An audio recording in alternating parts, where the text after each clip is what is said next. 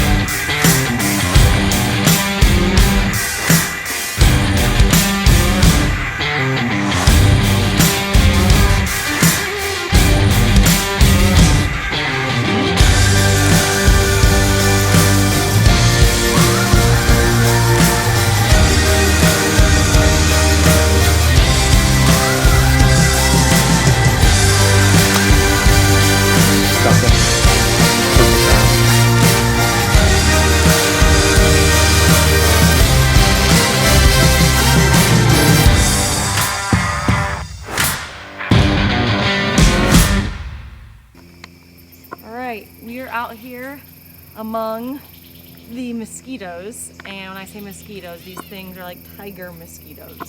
I don't know what they are, but they're the size of my face, and they're pretty horrendous without cease. So we're trying to wrap up as much as we can. It's like 80 degrees, but we're getting ready for Montana. So we leave in 2 days.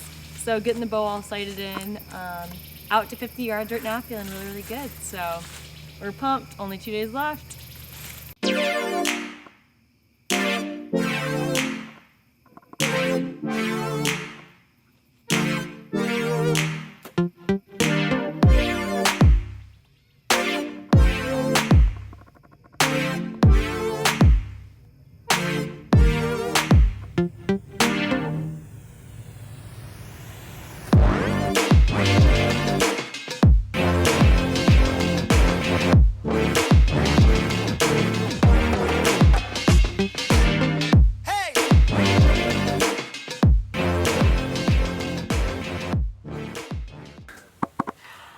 I shot a freaking bull.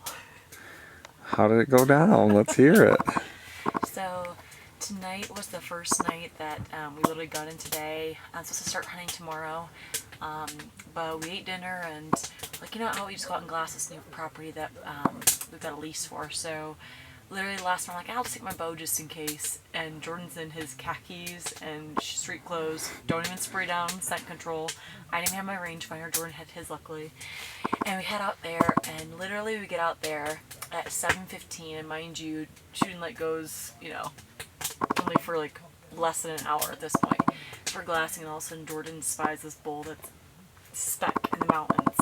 And he's like, I think it's pushing some cows, I think it's moving. He loses it, then Russ sees it, and so we make our way, we're like, you know what, let's get better position. So we literally like took off running through these, I mean running. With my bow and everything else, I'm like, alright, let's go for it, right? We've got one chance maybe.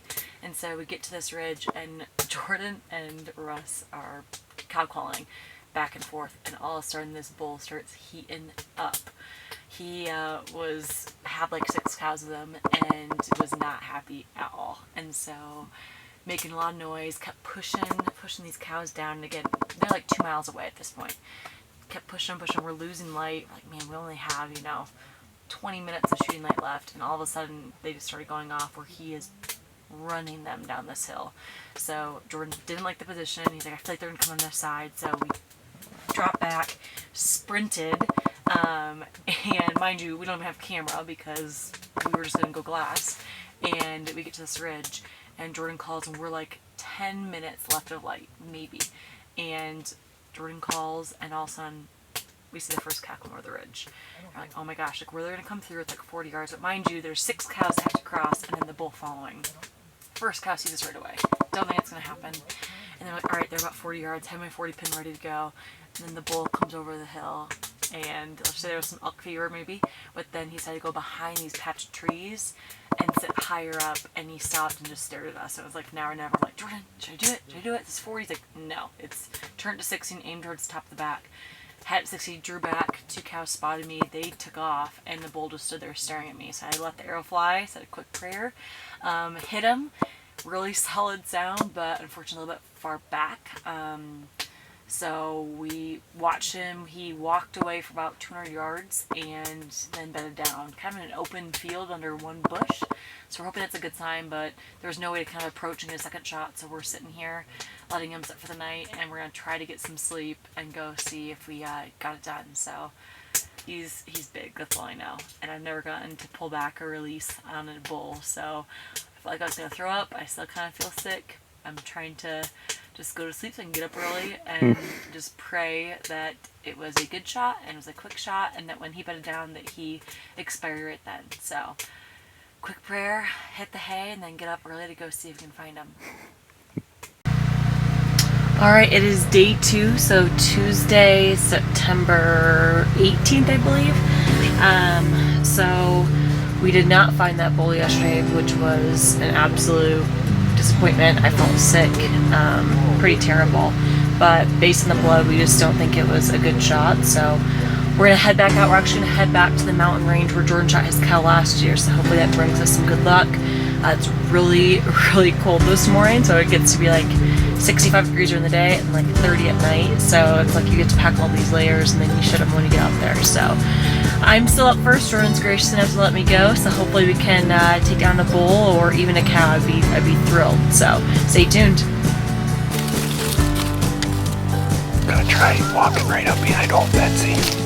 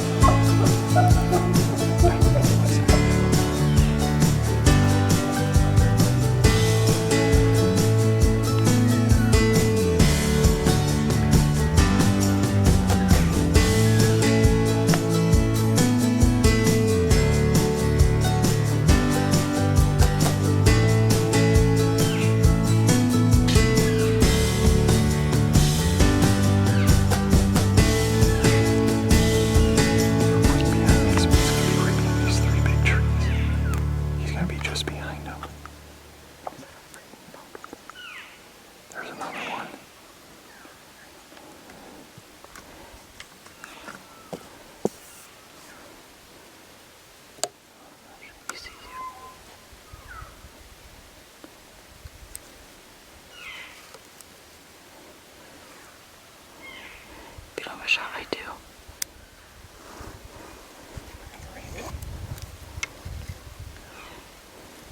You have a shot? Yeah. I just don't know how far he is. Quick.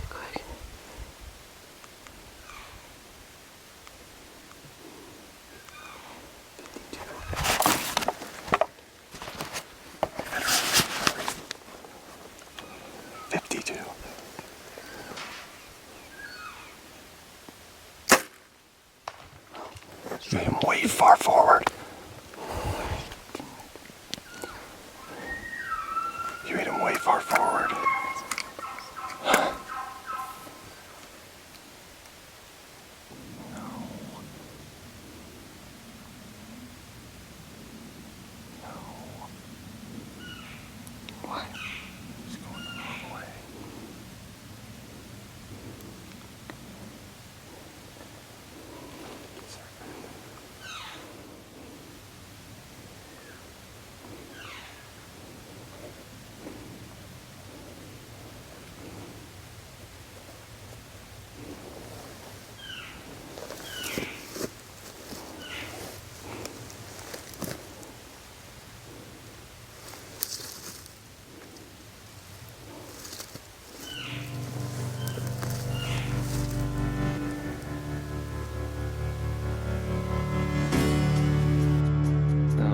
He's up there a little ways. Yeah, good blood.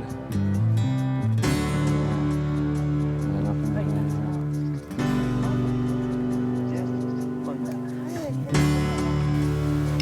Well, it finally happened. I just killed a bull. Earlier this morning we heard Jordan heard people way down below, so we got set up and they were calling it. I kind of went down in this like valley area and a bull came in. His pine trees, range where his opening was 75 yards, so I wouldn't be able to make the shot. Something spooked him, so he took off. I walked up to Jordan's stuff, really packed up, put my arrow away, put my release rangefinder, and all of a sudden Jordan sees the behind of another elk. And so he looks over and he saw Spike and this bull. And so he threw a couple cow calls and came in this opening, 53 yards.